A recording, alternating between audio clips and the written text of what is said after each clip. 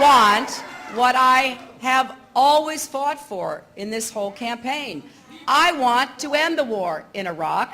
I want to turn this economy around. I want health care for every American.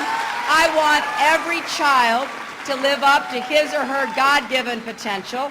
And I want the nearly 18 million Americans who voted for me to be respected, to be heard, and no longer to be invisible.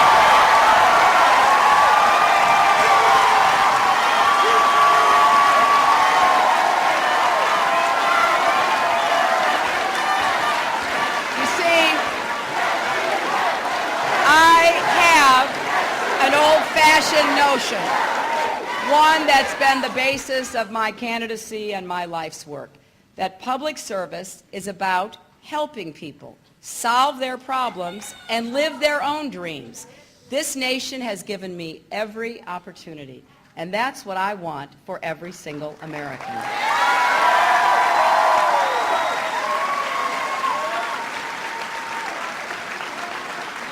That's why I want universal health care. It is wrong that Americans pay 50% more for health care than the people of any other wealthy nation, with costs doubling this decade and nearly 50 million people without any health insurance at all.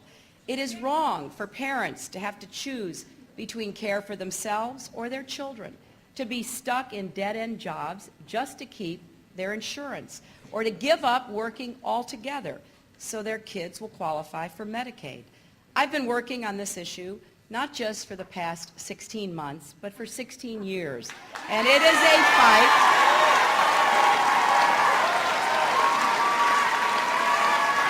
It is a fight I will continue until every single American has health insurance, no exceptions and no excuses. I want an economy that works for all families. That's why I've been fighting to create millions of new jobs in clean energy and rebuilding our infrastructure, jobs to come to all of our states in urban and rural areas, in suburban communities and small towns. And that's why I sounded the alarm on the home mortgage crisis well over a year ago, because these are the issues that will determine whether we will once again grow together as a nation or continue to grow apart. And I want to restore America's leadership in the world. I want us to be led once again by the power of our values, to have a foreign policy that is both strong and smart, to join with our allies and confront our shared challenges, from poverty and genocide to global terrorism and global warming. These are the issues that brought me into this race. They are the lifeblood of my campaign, and they have been and will continue to be the causes of my life. And your spirit,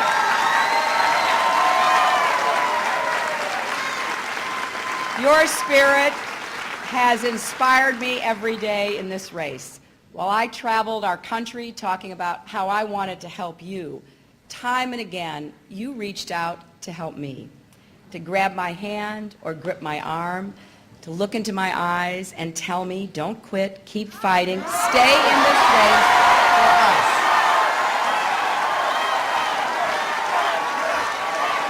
Now, there were days when I had the strength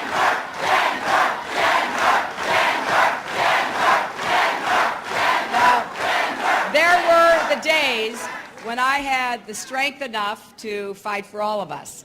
And on the days that I didn't, I leaned on you. The soldier on his third tour of duty in Iraq who told his wife, an Iraqi veteran herself, to take his spending money and donate it to our campaign instead. The 11-year-old boy in Kentucky who sold his bike and video games to raise money for our campaign. The woman who came to a rally hours early, waited and waited to give me a rosary. And all those who whispered to me, simply to say, I am praying for you. So many people said this race was over 5 months ago in Iowa, but we had faith in each other. And you brought me back in New Hampshire and on Super Tuesday and in Ohio and in Pennsylvania. and Texas and Indiana, West Virginia, Kentucky, Puerto Rico, and South Dakota.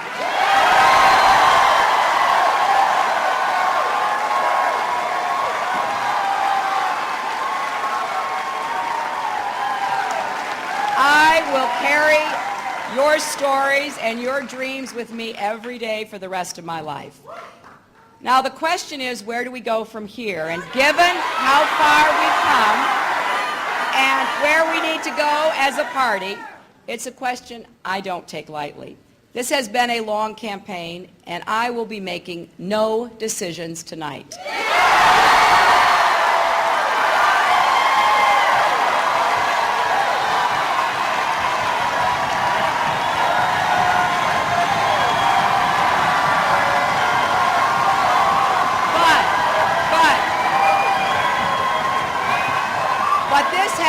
Always been your campaign. So to the 18 million people who voted for me and to our many other supporters out there of all ages, I want to hear from you. I hope you'll go to my website at HillaryClinton.com and share your thoughts with me and help in any way that you can. And in the coming days, I'll be consulting with supporters and party leaders to determine how to move forward with the best interests of our party and our country guiding my way. And I want to conclude tonight by saying thank you. Thank you to the people across America for welcoming me and my family into your homes and your hearts. Thanks to all of you in every corner of this country who cast your votes for our campaign. I am honored and humbled by your support and your trust. Thanks to my staff and volunteers for all those long hours and late nights. And I thank your families and your loved ones as well, because your sacrifice was theirs. And I especially want to thank all of the leadership of my campaign, our chairman, Terry McAuliffe, and everyone who worked so hard. And of course, my family, for their incredible love, support, and work. Bill and Chelsea, Hugh and Maria, Tony and Megan, Zach and Fiona, and my mother, who turns 89 tomorrow. And finally, I want to thank all of the people who had the courage to share your stories with me out on the campaign trail. Tonight, I am thinking of a woman I met just yesterday in Rapid City, South Dakota. We were outside Tally's restaurant. There was a crowd there as I was walking into the restaurant, and she was standing right up against the barrier. She grabbed my hand and she said, "What are you going to do to make sure I have health care?" And as she was talking, she began to cry. She told me she works 3 jobs. She has suffered from seizures since childhood. She hasn't been able to afford insurance ever since she left her parents' home. It is shameful that anyone in this country could tell that story to me. And whatever path I travel next, I promise I will keep faith with her and with everyone I met across this great and good country. You know, tonight we stand just a few miles from the Statue of Liberty and from the site where the Twin Towers fell and where America rose again.